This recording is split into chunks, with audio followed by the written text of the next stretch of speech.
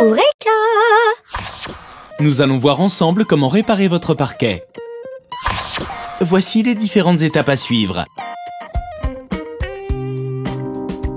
Pour réparer votre parquet, vous aurez besoin d'une spatule ou d'un couteau à enduire, de pâte à bois, d'une ficelle ou de copeaux de bois, de papier de verre grain fin, d'un chasse-clous ou d'une tenaille, d'un marteau, d'une scie égoïne, d'un rabot et de ciseaux à bois. Étape 1. Réparer les petits défauts du parquet.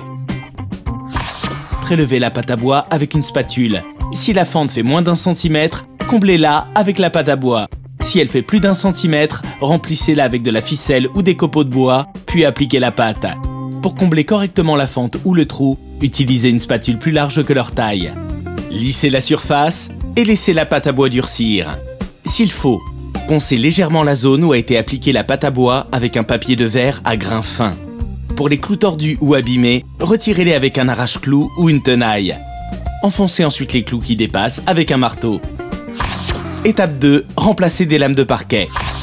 Découpez et retirez la partie centrale de la lame endommagée. Sciez la lame perpendiculairement au ras des lambourdes, puis retirez les bordures de la lame.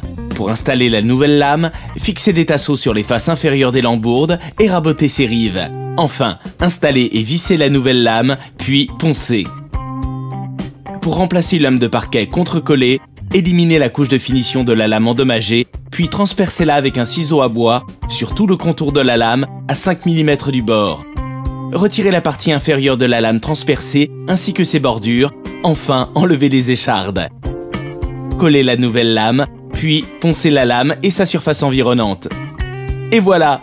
Et maintenant, c'est à vous de jouer! Sur Eureka.fr, vos questions sont entre de bonnes mains.